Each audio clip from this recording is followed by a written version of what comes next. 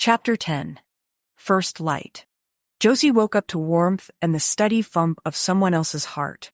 For a few hazy seconds, she didn't remember where she was. The couch beneath her felt too firm to be hers. The air smelled like coffee and laundry detergent instead of old wood and her neighbor's cooking. A sunlight rectangle fell across the floor at an angle she didn't recognize. She shifted, and the arm around her tightened. Memories snapped back into place. Jake, his apartment. The story about L. Carter's company name on the printout. Pasta in actual bowls.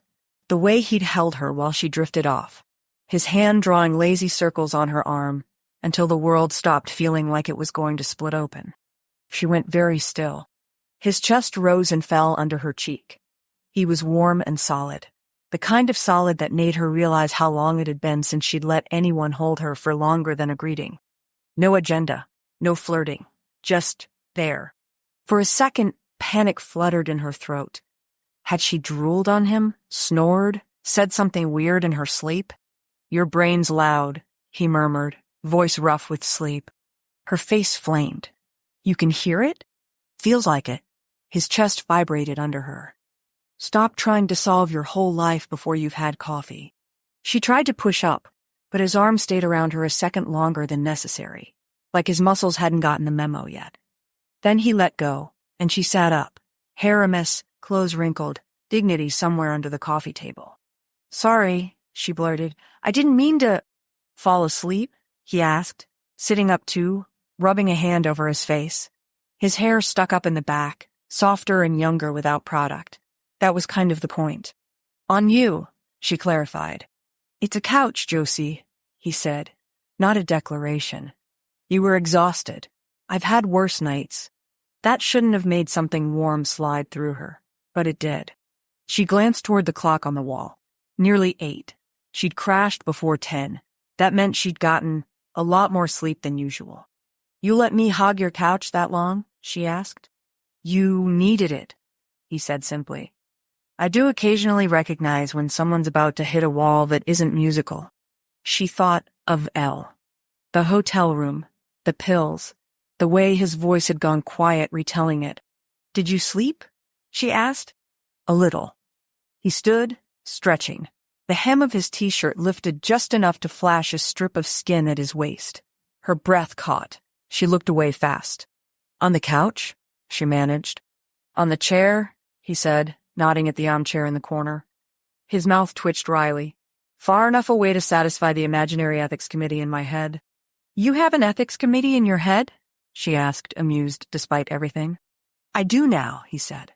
"They're very loud and use your full name a lot." Her chest did a stupid little skip. "I'm flattered." "Don't be," he said. "They're exhausting." He moved toward the kitchen, bare feet silent on the floor. "Coffee?" "Please. I'll, brush my teeth and then get out of your hair."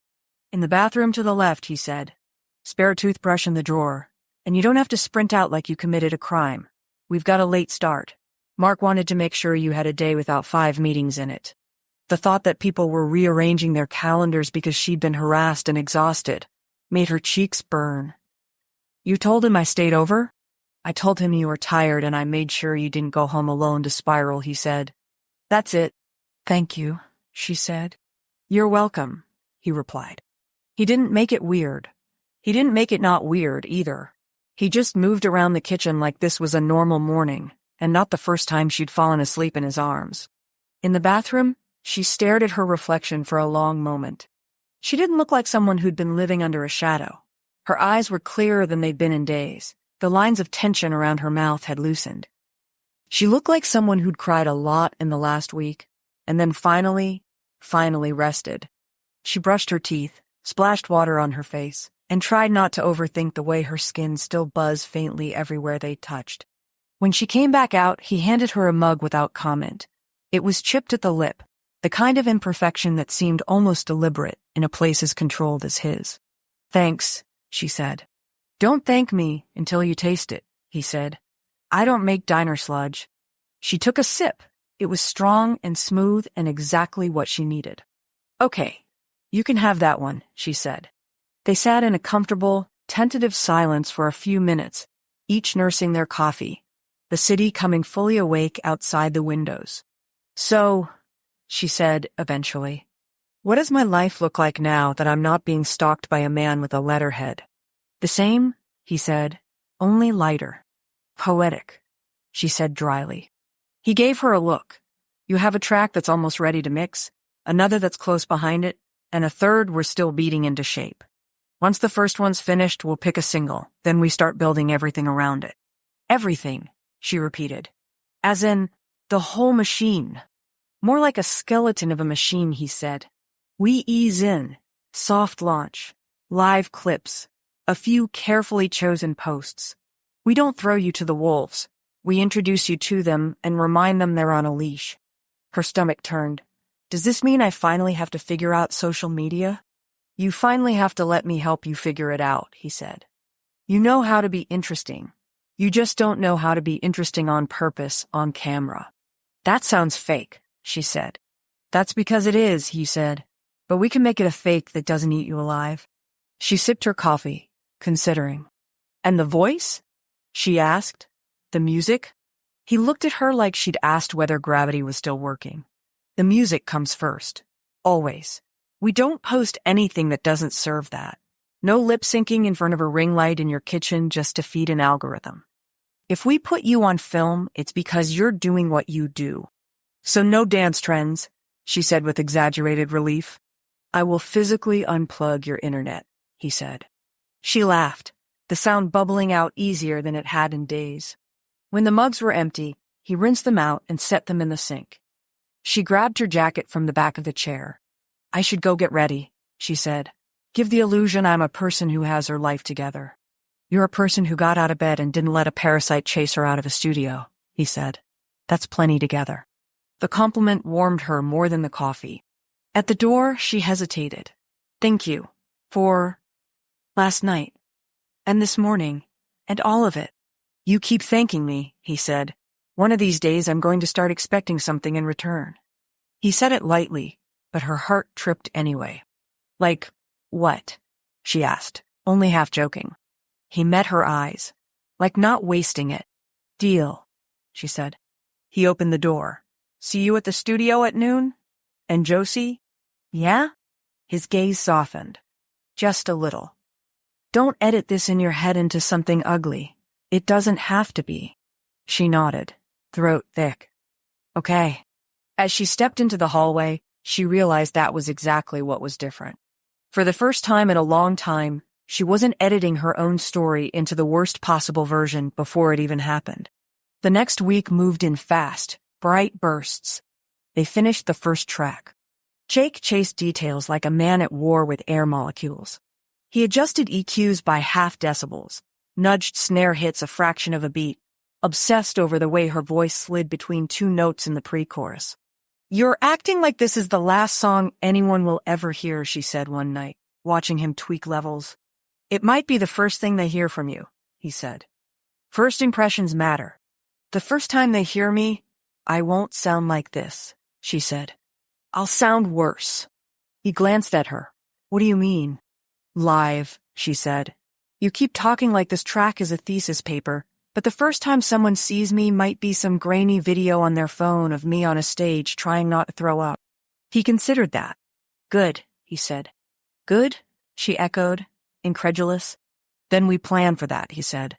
"We control what we can and stack the deck for what we can't." He turned to her fully.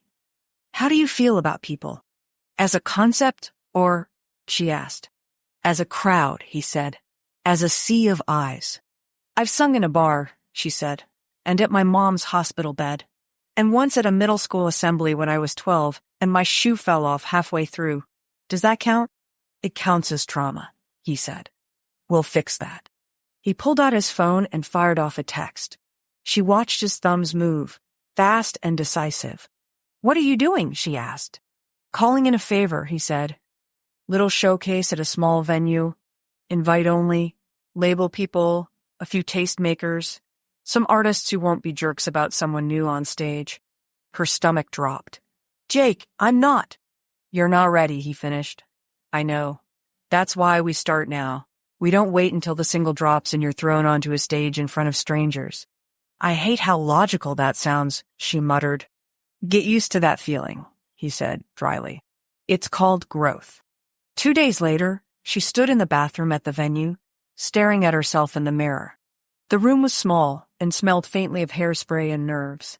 The stage on the other side of the wall hummed with sound check vibrations.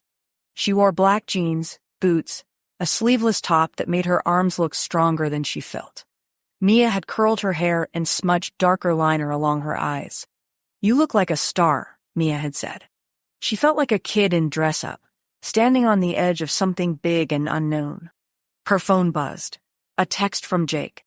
Lobby, 3 minutes. She typed back with shaky fingers. Throwing up. The dots appeared then. Do it now. Don't ruin the boots. She snorted, tension easing just a fraction. She didn't throw up. She thought about it. She thought about running, about hiding in the bathroom until they forgot she existed. Then she thought about Alabama. The bar, the first note she'd sung in front of him, the way he'd said, "You don't get to control how people react. Yours is to make something you can live with." She stepped out of the bathroom. The venue was dim and intimate, tables clustered around a small stage with a simple lighting rig. No lasers, no LED screens, just a mic, a stool, a stripped-down band Jake had handpicked, because they actually listen, not just play. People milled around the room, drinks in hand, low chatter filling the space. She recognized a few faces from the label hallway, 1 or 2 from playlists she'd stalked at midnight. Jake stood near the side of the stage, talking to someone with a lanyard and an important haircut. When he saw her, his conversation partner faded into background noise. He walked over, eyes scanning her from head to toe. Not in a gross way, in a check for signs of imminent collapse way. You're not green, he said. Good. I might still puke, she said. Do it backstage, he said. We don't give them that story for free. Her laugh came out strangled. Great pep talk. He lowered his voice. You don't have to impress anyone here. Isn't that the point? She asked tightly. The point, he said, is that this is a test run. For you, for us, for the songs. If someone here doesn't get it, that's their loss. We're not begging. His eyes softened. I just want you to know what it feels like to have a room look at you and stay. Her throat tightened. What if they don't? Then we write a better song, he said. Or find a better room. It's never all on you. He held out his hand, palm up. Last chance to bolt. She stared at his hand, at the room, at the exit sign glowing red. Her heart hammered. Her palms sweat. She put her hand in his. I'll stay, she said. He squeezed once, quick and firm. Good. 5 minutes. You're on second. Who's first? She asked, fingers still curled around his longer than strictly necessary. Girl with a guitar and 3 million followers on every platform, he said. You'll be fine. She glared. He smirked. It helped. He didn't hover. He didn't micromanage her breathing. He just stayed close enough that every time the panic started to climb, she could anchor herself on the side of him leaning against the wall, arms folded, watching the stage with that same focus he brought to the console. The opener played. The crowd clapped. Drinks clinked. Life went on.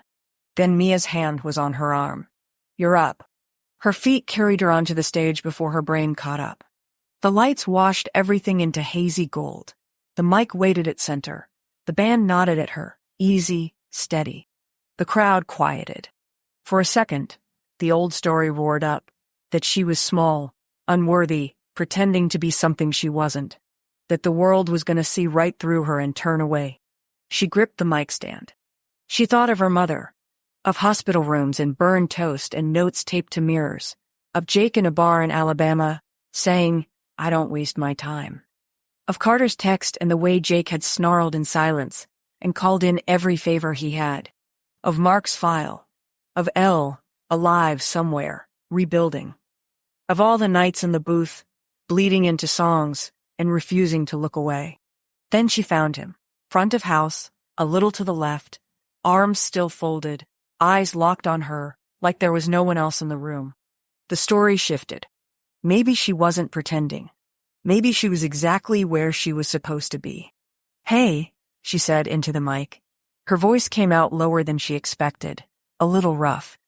Her sound. "I'm Josie." A few faces lifted phones. A mummer went through the crowd. "This song is new," she said. "We're still figuring it out, but it got me out of bed when I thought I was going to drown, so maybe it'll do something for you too." She nodded at the band. The guitar slid in, warm and steady. The first verse rose up in her chest. She opened her mouth and sang. It wasn't perfect. Her voice shook on the first line. Her foot tapped a fraction off the beat until she locked in.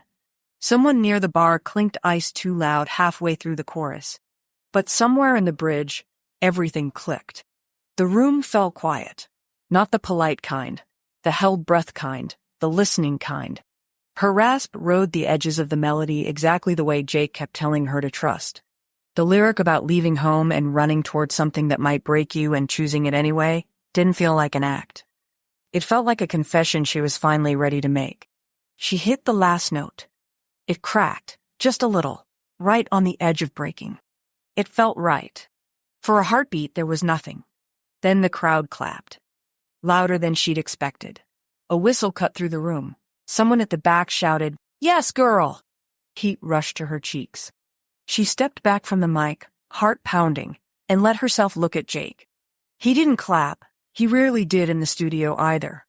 But his eyes were shining in a way she'd never seen.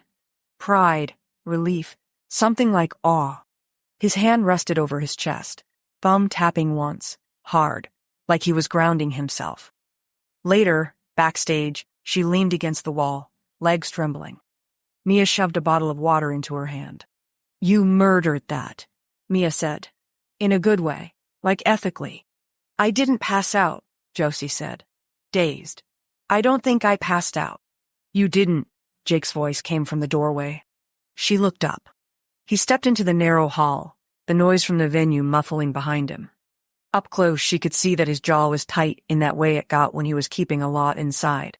"Well?" she asked, trying to sound casual. "You were real," he said. She let out a breath she hadn't realized she was holding. "That's good?" "That's everything," he said. "You missed the second breath in verse 2, your phrasing on the third line of the chorus can be sharper, and you looked down twice too long between sections, but none of that mattered, because the room believed you." She laughed, exhilarated. "You can't help yourself, can you?" "No," he said. "That's why you keep me around." He stepped closer, lowering his voice. "How did it feel?" "Like walking into a fire," she said honestly. "But I didn't burn up." He softly smiled, slow and genuine. "You lit it." The words sent a flush all the way to her toes. "Also," Mia chimed in, waving her phone, "Mark texted. 3 people already asked who you are. One of them has a playlist with more followers than my hometown." "Fantastic," Jake said. "We'll pretend not to care and then care strategically later." He looked back at Josie. "For now, you bask." "I don't know how to do that," she said. "Like this," he said. Before she could ask, he reached out and cupped the back of her neck, fingers warm against her skin. He didn't pull her in. He just held her there, gently, tipping her chin up so she had to meet his eyes. "You did something hard," he said. "You did it well. You get to enjoy that without tearing it apart in your head for at least 24 hours. 24? She squeaked. "That's excessive." He smiled. Actually, smiled. It hit her like a second stage light. "Fine," he said. 12. I'll be generous." Her heart hammered under his hand. She could feel her own pulse ticking against his fingertips. The hallway seemed to shrink. He seemed to realize how close they were at the exact same moment. His hand lingered 1 beat longer, then slid away, leaving a trail of heat in its wake. "We're going to get out ahead of the narrative," he said, back in producer mode, though his voice was still a touch rough. "A clip or 2 from tonight, nothing glossy. Just you and that song and a caption that doesn't sound like a PR robot wrote it." "Like what?" she asked, grateful for something concrete to think about. "Like the truth," he said. "Why you wrote it, what it means. Not the whole story, Just enough to invite people in. She nodded, brain already spinning through words. None of them felt right yet, but something would. Hey, Mia said suddenly, eyes widening at her screen. You might want to sit down for this. That better not be a text from Carter, Josie said, stomach dropping. It's not, Mia said quickly. She turned the screen toward them. A notification sat at the top. A big playlist account. A short message. We need this girl's name. Below it, a grainy video. Josie on stage, mouth open, eyes closed, light catching the edge of her hair. Someone had tagged the label. Somehow, already, the ripples had started. Jake looked at the screen, then at her. Told you, he said quietly. They're going to want more. The old fear bubbled up, but it was different now. Less drowning, more weight, responsibility, opportunity. What if I can't give it to them? She asked. You already are, he said. One song at a time. He didn't say we this time. He didn't have to. She heard it anyway. For the first time, the idea of people she'd never met hearing her voice didn't make her want to run. It made her want to step closer to the mic. Later, back in her apartment, she stood by the window with her phone, the city lights flickering like a second sky. She opened her notes app and typed, First time on stage in LA tonight. Thought I'd throw up. Didn't. Sang a song about leaving home and choosing a life that scares me. The room stayed. That's enough for me for now. She stared at it. Edited. Deleted a line. Put it back. Then, heart in her throat, she posted the clip Mia had sent, with those words beneath it, and one simple handle at the end. Josie Blake. No stage name. No alter ego. Just her. Within minutes, the notifications started. Likes, comments, a repost from the playlist account, a DM from the opener saying you killed it, girl. Her phone buzzed again.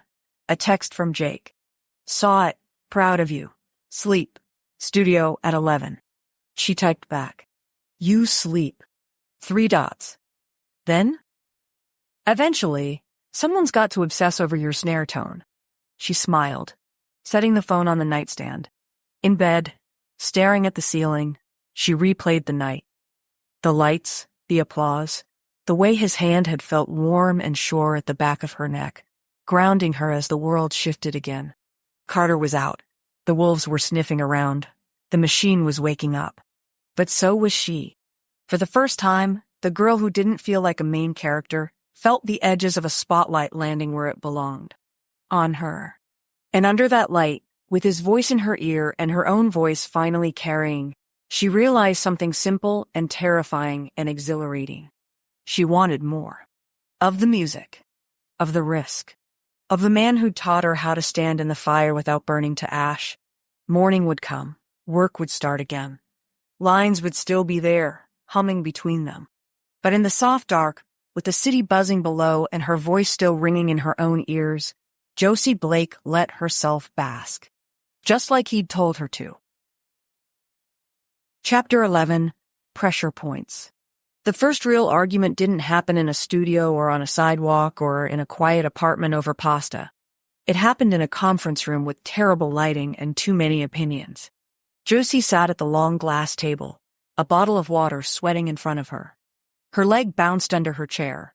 On the wall, a screen showed a frozen frame of her from the showcase video mid-chorus. Eyes closed, mouth open, hair caught in motion. She barely recognized herself. Simon, the marketing guy with sharp glasses and sharper cheekbones, clicked to the next slide.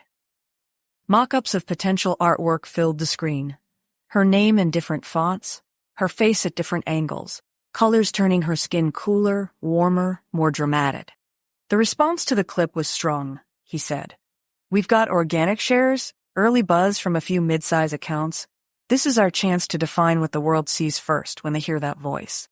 Josie shifted, awareness prickling along her skin. Simon's words made her feel abstract. That voice, not hers. Which is why we keep it honest, Jake said from the other end of the table. His tone was even, but she could hear the steel under it. No overglossing, no high-fashion Vogue cosplay on a girl who just got here from Alabama. Simon smiled, unbothered. No one said anything about cosplay. We're talking framing, not fakery. There's a story here. Small town girl, big voice, pulled into the city by her sound.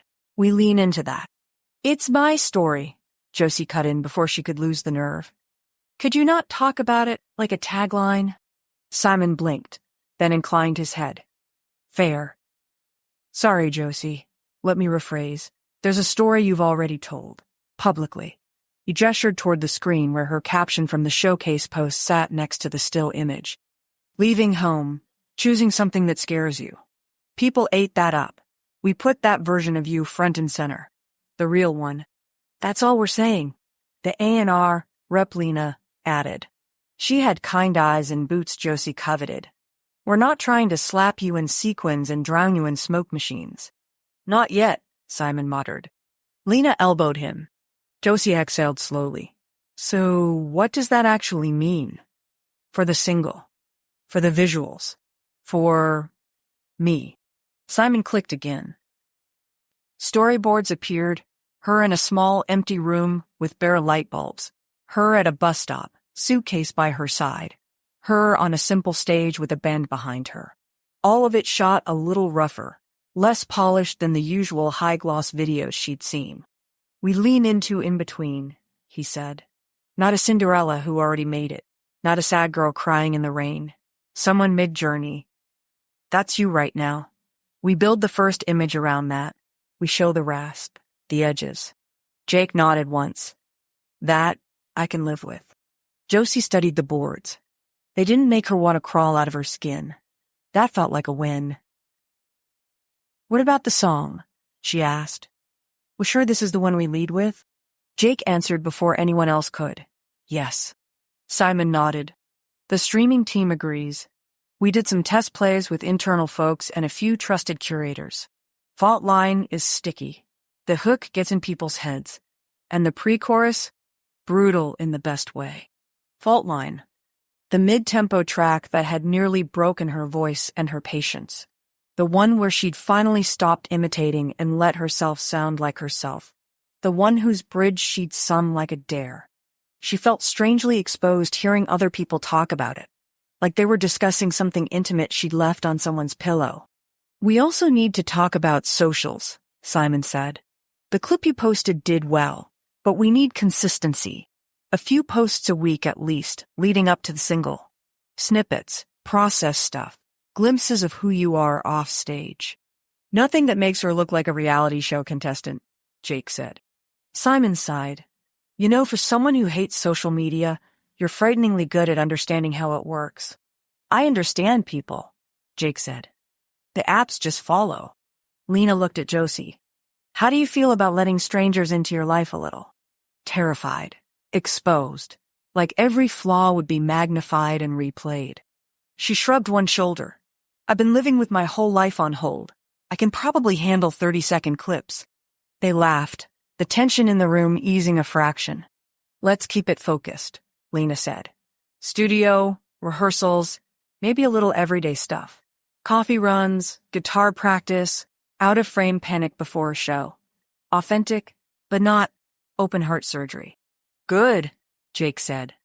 I'd rather not have to tackle her for her phone every time she gets sentimental at 2 a.m. You say that like you haven't done it already, Josie muttered. Simon's eyes lit up.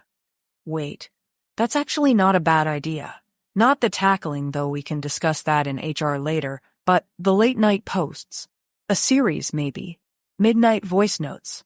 Short clips of you singing something raw, not polished. Not produced. Just you and the mic in your apartment. No, Jake said instantly. All eyes swung to him. Simon raised his brows. You gotta give me more than that. I'm not turning her insomnia into content, Jake said. She needs boundaries between her and the machine, or it will chew her up. It wouldn't be the machine, Simon argued. It would be connection. People love imperfection. They love feeling like they're catching something almost too private. Exactly, Jake said. Almost too private is a step away from too private. We're not selling her breakdowns. The room went quiet. Josie felt all the attention shift like heat. Something in her bristled. I'm still here, she said. If you're going to argue about what pieces of me are for sale, maybe include me in the conversation. Jake flinched, just slightly. I wasn't. You kind of were, she said. Simon held up his hands. For the record, we're not trying to turn you into a content farm. We're brainstorming. If anything feels wrong, we ditch it. No song, no strategy is worth making you feel unsafe. Josie blew out a breath. The room felt tight, the chair too straight. Can we start smaller? Clips from the studio, bits of rehearsal, maybe one or two things from home if I feel like it. We can revisit the midnight idea later if I don't feel like I'm burning out on being perceived. Lena smiled. That sounds reasonable. Jake's jaw flexed. We try it your way, he said. But you say no if something starts to feel like too much. Not later, when it happens.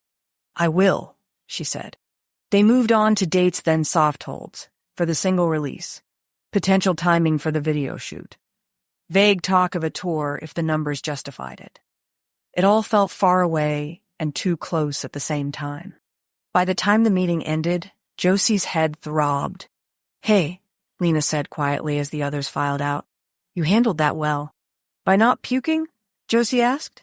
By staying in the room, Lena said, and speaking up. It's easy to let the momentum take you. Harder to ask where it's going. Did you, Josie asked, stay in the room? Lena's smile turned wry. Not always. Learned a few things the hard way. Trying to make sure fewer girls after me have to. Warmth flickered in Josie's chest. Thank you. Don't thank me yet, Lena said. Wait until you've had your first label holiday party. Then we'll see how well you're doing. She squeezed Josie's shoulder and left. Josie turned to find Jake still by the door, hands in his pockets, eyes on her. You okay? He asked. I think so, she said. I didn't black out, so that's a plus. Your face during the midnight voiceover idea, he said. You were 2 seconds from throwing a chair. I was considering it, she admitted. I get that they're trying to help. It just felt like they were carving me up into bite-sized pieces. His mouth tightened. That's the job. I just don't want to watch them take more than you can afford to lose. Is that your call to make? She asked. Before she could soften it, he stilled. I'm your producer, he said slowly. It's literally my job to protect the music. Protecting the songs is one thing, she said, heat rising. Protecting me from myself like I'm some fragile idiot is another. His eyes narrowed. That what you think I'm doing? You shut down the midnight idea before I even knew how I felt about it, she said. You told everyone what I needed without asking me. That's stepping in before you agree to bleed on command, he cut in. I've watched this machine eat people alive. I'm not eager to hand it a fork. And I'm grateful, she said. But you don't get to make all the calls for me, Jake. That's not protecting. That's controlling. The word hung between them, hot and dangerous. He flinched like she'd slapped him. You think I don't know the difference? I think you're used to being the one at the wheel, she said. Softer now, but still firm. I think you see a cliff and yank the steering wheel out of my hands without asking if maybe I see it too. He exhaled, a sharp sound. I'm not trying to drive your life, Josie. You just can't stand the thought of something bad happening on your watch, she said. I get it. After what you told me about Elle, I really get it. But I'm not her. And this isn't then. Silence stretched. He looked at her, jaw working, something raw in his eyes. You're right, he said finally. I didn't ask. I reacted. Her shoulders loosened a fraction. I know you meant well. Meaning well and doing right aren't always the same, he said. I promised myself I'd never be the one crossing lines again. Guess I swum so far the other way I started drawing them for other people. A knot she hadn't realized she'd been carrying eased a little. I don't want you to swing back to not caring, she said. I just want you to remember I'm in the room. I want you to fight with me, not for me, like I'm not standing here. He studied her, slow and thorough. You really want to share your voice in the middle of the night when you can't sleep? Not yet, she said honestly. Maybe not ever as a series. That feels intense. But I want the option. I want to decide what parts of me are mine and what parts I hand over. Not have you slap things out of my hands preemptively. Something in his gaze shifted. Respect, sharp and bright. Okay, he said. Deal. She blinked. Just like that? Not just like that. His mouth curved faintly. I reserve the right to argue every time I think you're being reckless. Loudly, annoyingly. You reserve the right to tell me to shut up. We both remember you get the final call on your face in your feed. Her lips twitched. You're going to hate that. Probably, he said. But I don't get to demand honesty from you in the booth and then try to choreograph your life outside it. Warmth spread through her chest. Thank you, she said. He nodded. Now come on. We've got a bridge to nail. The days leading up to the single release turned into a blur of work and almost normal life. They shot the video in a warehouse dressed up to look like a bus station and a cheap apartment and a tiny stage. Josie spent hours walking past the same fake bench with the same real suitcase, singing the same lines until her feet ached and her voice frayed. Less acting, the director kept saying kindly. More remembering. Think about the actual bus station. Think about the couch. Think about the first time you sang this, when you didn't know if anyone would care. She thought of all of it. Of Jake's card in her apron. Of her mother's note on the mirror. Of Jake in her doorway saying, "You're not a hobby." The camera caught it, apparently. The playback made her stomach flip. It looked like someone else, someone braver than she felt. They filmed performance shots too. Her with the band, lights low, smoke curling around her ankles. Between takes, she perched on a flight case and tried not to think too much about how many people would see this version of her face. You're doing great, Mia said, sliding a granola bar into her hand. You haven't ran from the set or punched anyone. That's like top-tier behavior. Give it time, Josie muttered, but she smiled. Jake stayed mostly behind the monitors, talking to the director in quiet bursts, watching her like he could will the world to see what he saw. Every so often, she'd catch his eye across the haze and feel the ground steady under her feet. At night, she crashed hard, sleep heavy and dreamless. Sometimes she'd wake in the dark, heart racing, get up and stand at her window, watching the city glow. Once, she almost filmed one of the midnight voice notes Simon had suggested. The words were there, the melody, the phone in her hand. She didn't. Not because of Jake, because she wanted to hold something back for herself, at least for now. A song that only her walls heard. She went back to bed, strangely at peace with the decision. The night before the single dropped, Jake texted her. You awake? She was. Of course she was. Yes. Rooftop. Bring a jacket. She hesitated for half a second. Then she grabbed her hoodie and headed upstairs. The roof of her building was flat and mostly bare. A few potted plants huddled against the edges. A couple of folding chairs off to one side. The city stretched out around them in shimmering waves of light. Jake stood by the railing, hands in his pockets, hair ruffled by the wind. He turned when she stepped out. I thought you lived in a nicer building, she said, pulling her hoodie tighter. Yours doesn't have folding chairs. I bribed your super, he said. Told him you needed some air and I'd make sure you didn't jump. Comforting, she said dryly. He smiled, small but real. Figured you aren't going to sleep much. You figured right, she said. You? Sleep is for people whose work isn't about to hit the internet at midnight, he said. They stood side by side at the railing, looking out over the city. It's weird, she said. I know it's just a song. People upload songs every day. But it doesn't feel small. It feels like the floor might disappear. It might, he said. That's kind of the point. She glanced at him, half exasperated, half grateful. You're really bad at pretending things aren't a big deal. Things that are a big deal, he said. I don't pretend with those. Her pulse thudded. You ready? He asked. No, she said honestly. But I'm here anyway. He nodded, approval flickering in his eyes. That's the good kind of not ready. They fell into a comfortable quiet. The city breathed around them, cars moving like veins of light, the murmur of distant music drifting up from somewhere below. Can I ask you something? She said after a while. You usually do anyway, he said. She huffed. Why did you really pick me? You've heard 1,000 voices, worked with big names. Why drag some nobody out of a bar in Alabama and build this whole thing around her? He was quiet for a moment. Because you sounded like you weren't singing for anyone, he said finally. Not for attention, not for approval, not even for yourself.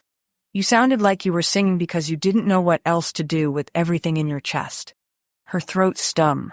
That's not very glamorous. It's the only thing I trust, he said. Anyone can sound pretty on purpose.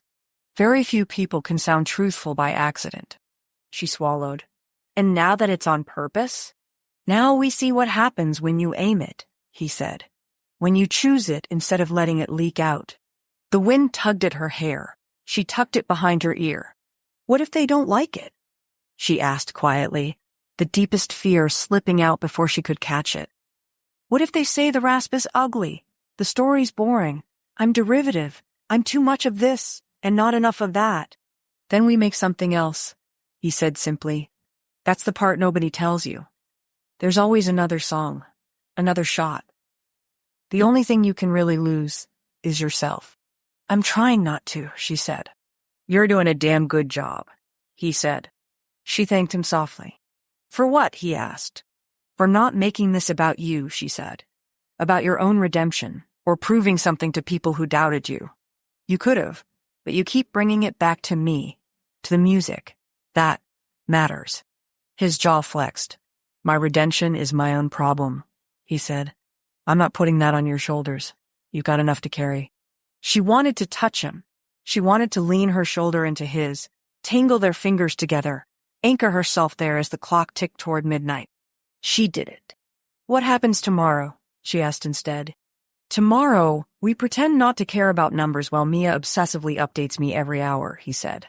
You turn your phone off for at least the first half of the day so you don't melt your brain. We go into the studio and work on the next song. And after that, she pressed, half teasing, half serious. And after that, he said, we keep going until you have a body of work that feels like you.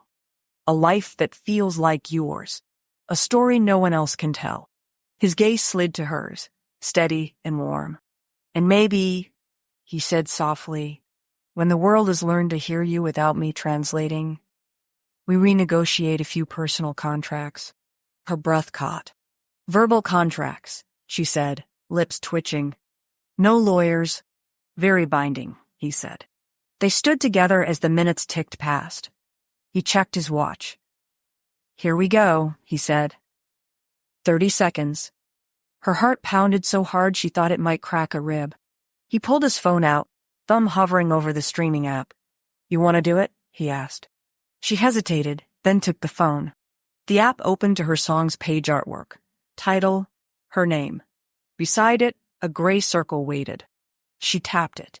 The intro washed through the tiny speaker, thin but familiar.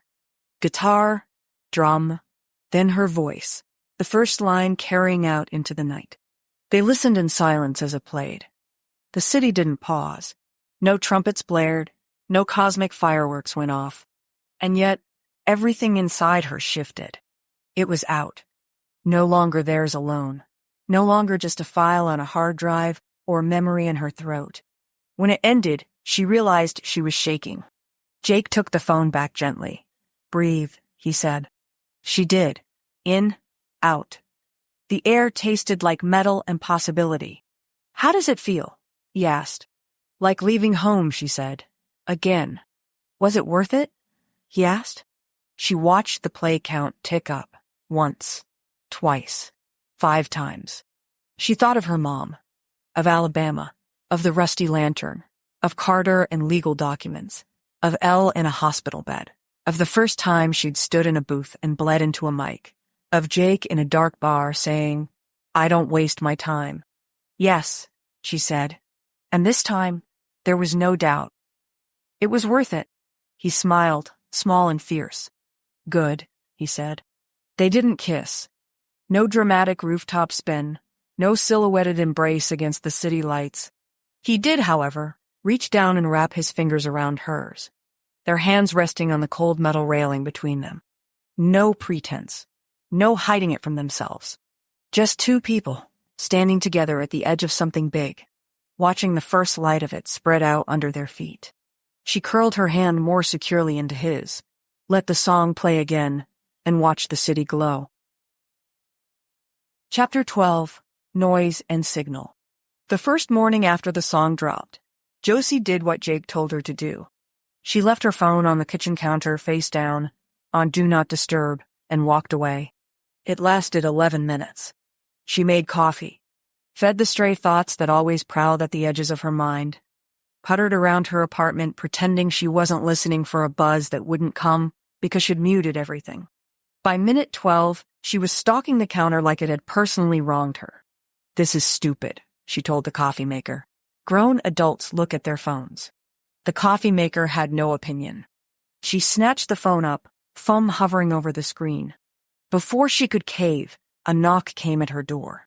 She jumped, heart climbing into her throat. For half a second, old habits kicked in. Carter, voicemails, threats. But the fear fizzled as quickly as it came. He couldn't just show up anymore. She checked the people anyway. Jake stood in the hallway holding 2 paper cups and a brown paper bag. His hoodie was zipped halfway, hair shoved back like he'd done it with one impatient hand. He looked like he'd rolled out of bed and straight into caffeine. She unlatched the deadbolt and opened the door. "Either you're psychic or my coffee maker filed a complaint." "Both," he said, stepping inside. "You weren't going to make it to noon without cheating." "I made it 12 minutes, she said, taking the bag. "That's impressive for someone with my impulse control." "Terrifying, actually," he said. "Sit." She obeyed mostly because the smell from the bag made her knees weak. He pulled out 2 breakfast sandwiches, handed her one, and set the cups on the table. "Remember the rules," he said, nodding at her phone. "No deep dive until Mia calls. She's monitoring the numbers. Your job is to be a human being for at least 1 hour." "Define human being," she said around a mouthful of egg and cheese. "Like, minimum standard." "Breathing," he said. "Chewing.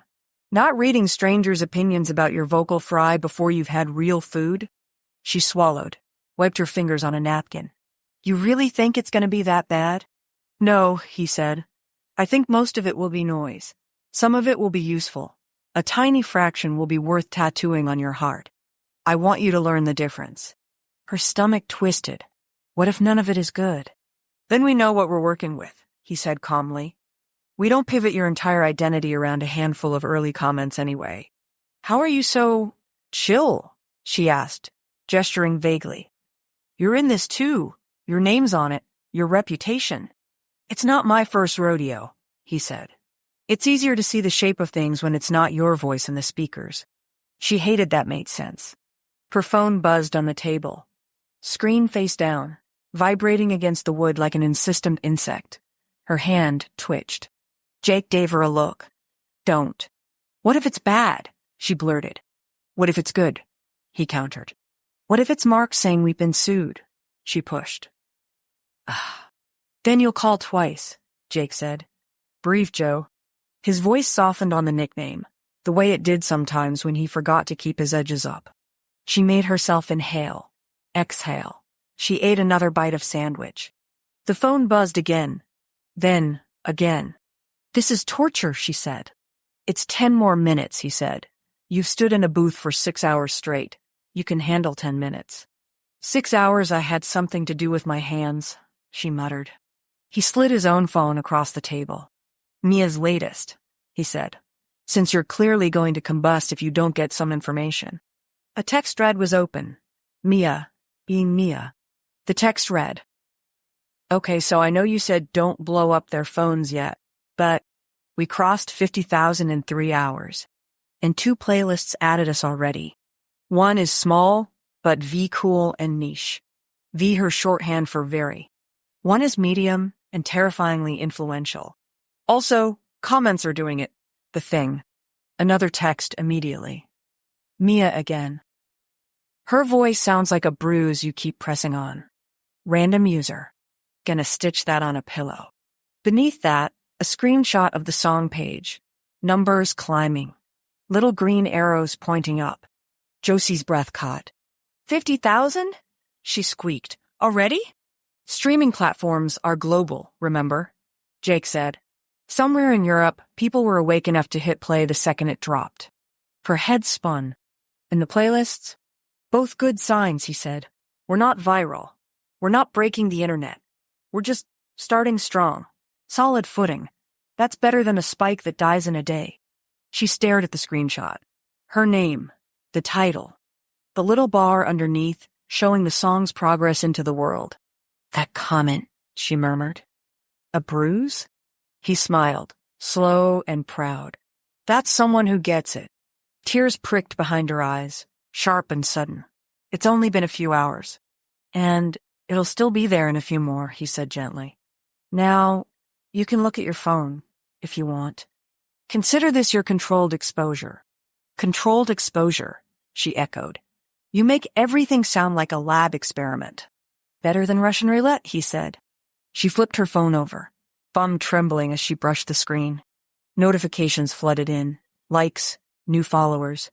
DMs from accounts she recognized and some she didn't. Comments on the clip from the rooftop post. New ones under the audio link. She's holding her breath reading them now. She scrolled slowly, heart pounding. I felt this in my bones. Who is she? And why am I crying at 7 a.m.? This sounds like cigarette smoke and hospital hallways and hope. At playlist person, you need to add this. Bad ones mixed in, of course. Raspy much. LOL. Another sad girl with a guitar. Yawn. Overproduced. TBH. The word stung. Little jabs of ice under the skin. She flinched. Jake watched her face. Where'd you land? He asked. She showed him the phone. Some people don't like it. Of course they don't, he said. Some people don't like sunshine. That doesn't make it bad. They think it's too raspy, she said, hearing the smallness in her own voice and hating it. You chose the rasp, he reminded her. You fought me when I suggested smoothing it in the second verse. You remember that? She did. She'd practically snarled at him. It's me, she'd said. We're keeping it. You can't decide it's you on Tuesday and then hate it for being you on Thursday, he said. You don't have to love every playback, but you don't get to disown the parts that scare people a little. He leaned back, sipping his coffee. Read 3 more. Then put it down. She obeyed. 3 more. This feels like she's telling me a secret. Voice like she's been through hell, but still laughing somehow. Added to my sad girl anthem playlist immediately. Her chest loosened. Okay, he said. Phone down. She set it face down again, fingers tingling. Signal, he said. Noise. She frowned. What? Pick one signal, he said. One thing from all of that you want to keep. Not 5, not 10, 1. The rest is static. She thought of the bruise comment, the cigarette smoke and hospital hallways, the secret, the laugh. They heard the history, she said softly. They heard all of it, not the specifics, but the weight. He nodded once. Good, that's your signal. And the noise? She asked. The rest, he said simply, both good and bad. The worship, the nitpicking, the comparisons, none of that gets to tell you who you are. We take one signal, and we go back to work. She let the idea settle. One signal, the rest static. I can do that, she said. Yeah, he said. You can. The first DM that really got to her didn't come from a verified account. It came late that afternoon, between vocal warm-ups and a video call with a blogger who asked surprisingly thoughtful questions. She was on the lure of the couch again, thumb flicking through messages when she saw it. No profile picture, just a generic gray icon. Username, simple. Hey, you don't know me. I'm messaging from the hospital waiting room right now. My mom's in surgery. It's bad. I found your song on a playlist and I've had it on loop for an hour. I just wanted to say thanks. It feels like someone else knows what this hallway sounds like. She read it twice. 3 times. Her throat closed. She wanted to write back immediately. To say, I do know that hallway, and I'm so sorry, and it doesn't get easier, exactly. But you're not alone. Words crowded her chest, pressing hard. She didn't reply. Not yet. She walked into the studio, phone in hand, heart stumbling. Jake was at the console, tweaking something on a different track. He looked up when he saw her face. "What happened?" he asked. "Someone messaged me," she said. Her voice came out husky. From a hospital." His expression sharpened. "Show me." She handed him the phone. He read the message without commentary. When he finished, he exhaled slowly and set the phone down on the console like it was something fragile. "That's your signal," he said. "It hurts," she whispered. "It's supposed to," he said gently. "You opened that door in the song. People are walking through it. That's not nothing." "I want to respond," she said. "But what if I say the wrong thing? What if I make it worse?" He looked at her, eyes warm. "You won't. But you also don't owe the world all your scars and DMs." She bristled. "I know, I just—" "Then say what you needed to hear," he said quietly. "When you were in that hallway. Nothing more. Nothing less."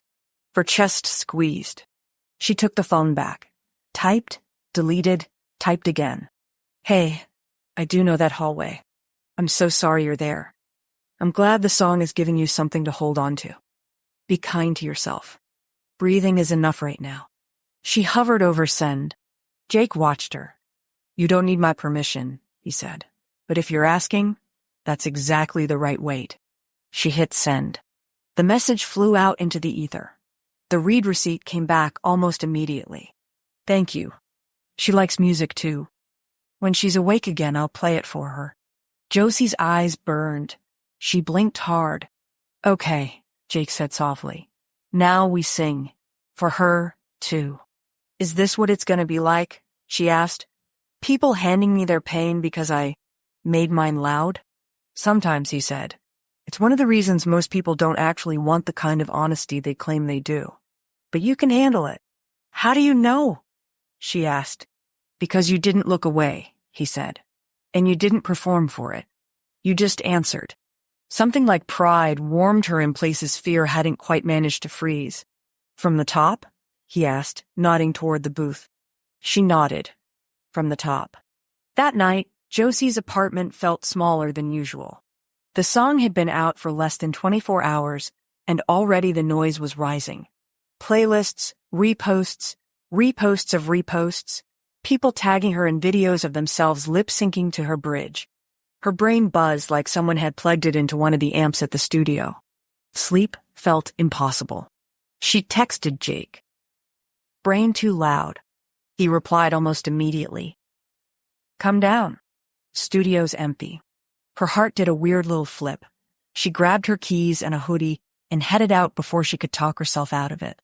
The streets were quieter this late, the city humming at a lower volume. The studio building glowed softly. The receptionist had already gone. The security guy gave her a nod and buzzed her in. She found Jake in the live room, not the control room. He sat on a stool with an acoustic guitar in his lap, fingers resting lightly on the strings, head tilted like he'd been listening to something only he could hear. "Couldn't sleep either?" she asked. "In my line of work," he said, "sleep's optional." There were only a few lamps on, casting the room in soft pools of light. The big space felt intimate, all the sharp lines softened. She sank onto the couch, tucking her feet up under her. "So," she said, "are we here to obsess over numbers, or pretend we're above it all?" "A little of both," he said, giving the guitar a quiet strum. "Mia says we're doing well. You're not a global phenomenon yet. Sorry to disappoint." "Tragic," she said. "Guess I won't be buying a yacht tomorrow." "Give it a week," he murmured. The sound of the guitar filled the room, low and warm. Something unclenched inside her. "I got a message from the hospital, girl," she said. She said her mom's still in surgery, but she played the song in the waiting room until her phone died. He nodded. "That's what matters." "Feels big," she said, "and small at the same time." "That's because it is," he said. "Which is why we're not going to spend all night refreshing stats. We're going to make the kind of noise we can control." He looked at her. "You up for some live practice?" "Right now?" she asked. "Unless you've got better plans," he said. "I don't," she admitted. unless you count stare at wall and spiral as plans. Not on my watch, he said. He stood up, moved the mic stand closer, adjusting it to her height with practiced hands. The casual competence of it did stupid things to her insides. Nothing serious, you said. No pressure. Just you, me, and a guitar. Consider it recalibration. Reminding yourself where the sound actually lives. She stepped up to the mic, heart fluttering, even though there was no crowd, no label people, no phones. Fault line? She asked. He shook his head. Something older. Before all this. Her throat tightened. Like what? Sing something you used to sing at the bar, he said. Not for TikTok, for yourself. She swallowed. Her mind immediately conjured the stained wood, the flickering neon, her mother's old favorite. I can try, she said. He started to play before she could change her mind. A slow, familiar progression, a blues standard her mom used to hum while they did dishes, her voice filling their tiny kitchen. The first line stuck in her chest for a second, then it came loose. She sang softly at first, the rasp rough at the edges, unvarnished. Her mouth remembered the shapes, even when her brain resisted. The studio around them blurred. It was just the song, his fingers on the strings, the mic catching everything. Her eyes burned. She let them. The old grief was still there, but it wasn't as sharp. It had been dulled by time and poured into new containers. Verses, choruses, messages from people in waiting rooms. When she finished, the last note quivered in the air. Jake let it fade completely before speaking. There she is, he said quietly. Who? She asked, voice thick. The girl in the bar, he said. The one I risked my roster on. The one who sings like she doesn't know anyone's listening and then doesn't apologize when they are. Her heart hammered. You keep saying nice things, she said. I'm not sure what to do with them. Get used to them, he said. The world's gonna have plenty of opinions. You might as well learn how to believe the ones that see you clearly. He set the guitar aside and stepped closer, not close enough to crowd, close enough that his presence was a warmth across her skin. How are you really? He asked. She opened her mouth to say fine. The word stuck. Terrified, she said instead. Excited. Tired. Like I've stepped onto a moving train and I'm not sure if I'm supposed to sit, stand, or jump off. He huffed a quiet laugh. You stay on, he said. You sit when you need to, you stand when you're ready. And if you jump, you do it because you chose to, not because you got pushed. Her throat tightened. You always make it sound so simple. That's my job, he said. To keep it simple enough that you can still sing. He reached out then, the movement slow, deliberate. His fingers brushed a tear she hadn't realized had escaped, thumb stroking lightly along her cheekbone. The touch was feather-light, but it might as well have been a lightning strike. Her breath hitched. The room seemed to narrow, the lamps, the walls, the whole city falling away until there was only him, the mic, and the space between them. Tell me if this is too much, he said, voice low. She didn't move away. Her heart pounded so loud it drowned out everything else. It's not, she whispered. His hand slid to the side of her neck, fingers warm against her skin, pulse leaping under his touch. Every cell in her body tilted toward him. He leaned in, stopping with his mouth a breath from hers.